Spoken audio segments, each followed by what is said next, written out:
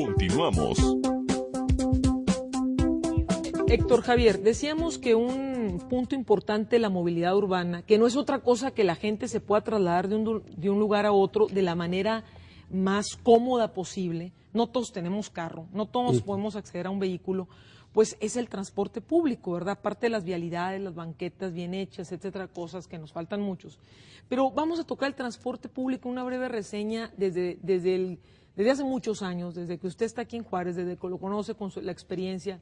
¿Cómo empieza el transporte público en Juárez? ¿Qué pasa de aquellas ruteras famosas que finalmente se les quedó el nombre, no?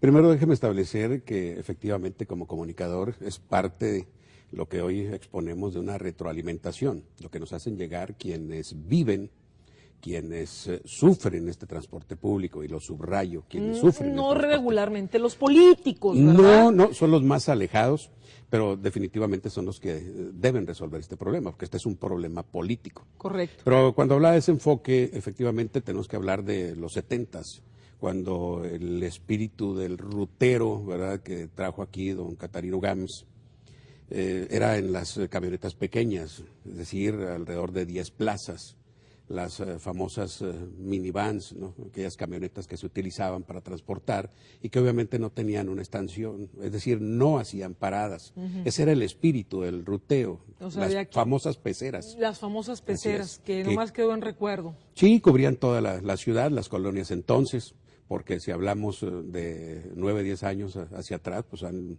surgido 150 colonias tan solo al suroriente de la ciudad, ¿no? Así es. Entonces se cubría, el espíritu del ruteo ese era, ¿verdad?, o ruletero, como se le conoce en otras partes del país. Del país.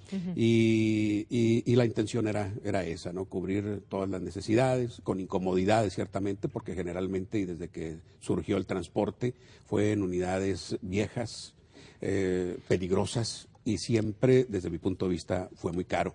Fue muy caro y tampoco había una regulación propiamente. No, siempre fue un servicio solapado. Compro una camioneta de este tipo y empiezo a dar mi ruteo y me empiezo a organizar con unos y con otros para empezar a abarcar diferentes partes de la ciudad. Así empezaron los concesionarios, hoy concesionarios, algunos de ellos líderes y regidores, ¿verdad? Actualmente, ¿verdad? En el transporte público yo creo que debemos experimentar. Aquellos que no nos hemos subido al transporte público no podemos hablar del transporte público. Claro. Por eso hacía, ¿verdad?, definitivamente esta acotación. Y como informadores nos han platicado cuál es la experiencia. ¿Usted sí se ha subido Sí, alguna rutera sí. en alguna vez? Definitivamente, los inicios de mi carrera y gran parte de la misma, muchas por necesidad y otra por experimentar realmente, porque nosotros tenemos que vivir, ¿verdad?, para comunicarlo y, ¿por qué no?, para hacer una crítica. Correcto. Y me cree, la crítica viene desde hace muchísimos años, quizá, no sé, 5 o 6 lustros. O sea que esto que nos dicen ahora, que el transporte semimasivo y que ya ahí vienen los paraderos, que los hicieron en el 2002 y luego los deshicieron que porque no servían y ahí vienen otros, pues no es nuevo, ¿no? Tenemos una problemática grave de transporte público que va aparejada a un crecimiento de las ciudades proporcionado, no planeado y tampoco controlado, ¿no? O Sí. solapado en ciertos momentos. Yo creo que en sí. Todos. En esto definitivamente hay tolerancia del gobierno. La Oficina de Transporte Público, ¿verdad?, que depende del gobierno del Estado, es una oficina que ha sido muy, muy criticada, en donde evidentemente se tiene que hablar de corrupción. De otra manera no persistiría el problema. Y esa es una crítica que se hace porque está a todas luces. Es como hablar hoy de la inseguridad, si me permite solamente Sí, claro. salir brevemente del tema. Hoy hablamos de seguridad, hablamos de 7,000 efectivos de diferentes corporaciones policíacas y no tenemos golpes espectaculares, los estamos deseando. Pero no solamente los deseamos, los necesitamos.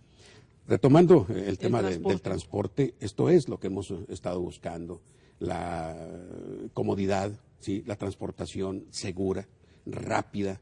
Hoy en la ciudad, pues vivimos alrededor de 1,5 millones de habitantes, más o menos, con todo el éxodo que se está presentando todo el ahorita. éxodo, sí. Y el transporte público ha sido entonces definitivamente tolerado.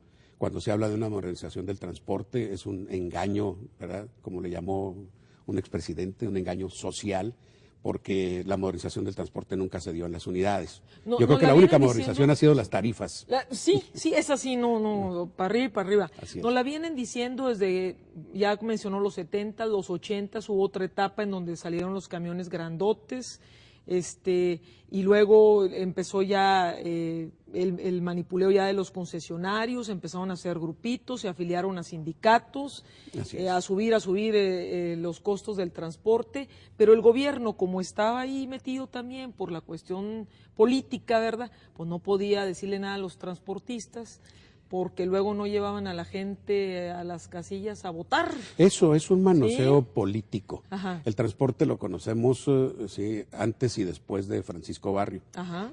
No se nota el cambio para nada. Estamos absolutamente. igual. Sin embargo, se trataron temas verdad destacados. Por ejemplo, entregar algunas de las unidades o los concesionarios que fueran empresarios, en donde podían adquirir hasta 10 unidades. Todos lo recordamos con el gobierno de Francisco Barrio. Claro, en los Y pensamos 80s. que efectivamente iniciaba una transformación, una modernización del transporte, pero todo quedó en eso. Quiere decir que bueno, pues los políticos pudieran tener intención, pero no sé por qué no concluyen. Quizá porque no supervisan, se les va el tiempo. El tiempo de un gobierno es como el azogue que se va entre los dedos, ¿no? Así se va el tiempo también y se van los proyectos. El transporte desafortunadamente hoy sigue siendo el mismo, si no es que peor. Y por ejemplo, cuando llega Francisco Villarreal y establece el Instituto Municipal de Planeación, el IMIP, pues, que en ese momento lo criticaron mucho a don Francisco y todo eso, hoy hay que decir que el IMIP está reconocido a nivel mundial, tiene es. varios premios, yo sinceramente no sabía hasta hace poco, le dieron un premio el año pasado por la mejor utilización de sistemas técnicos para mejorar las ciudades, y yo digo, ¿y la de nosotros?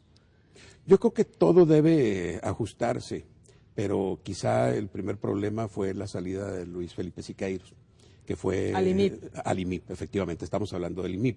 Y obviamente es donde se planeaba el crecimiento de las rutas en la ciudad, por supuesto. Es correcto. El seguimiento de las mismas. El transporte entonces se convertía en un problema porque muchas colonias, por cuestiones de seguridad o simple y sencillamente de negocio, todos sabemos que esto es un negocio, porque el transporte público también se convirtió en un mayor negocio con la necesidad que tuvieron las empresas. Claro. ¿Verdad? Después había transporte solamente para las empresas maquiladoras y ahí fue donde se hizo más grave la situación, donde creció el problema, donde el transporte público fue más cuestionado.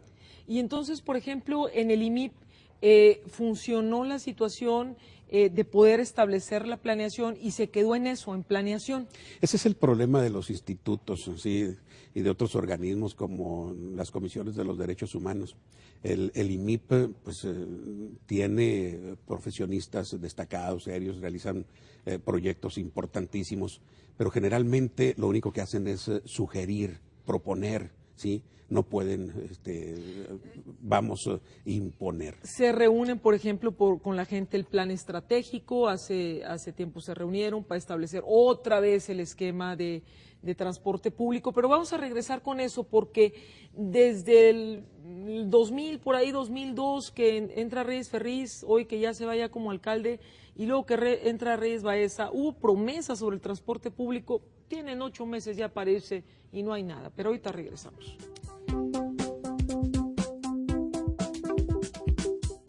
Tu opinión es muy importante para nosotros. Escríbenos a análisis.dichosyhechos@gmail.com o déjanos un mensaje de voz al teléfono 690-7168.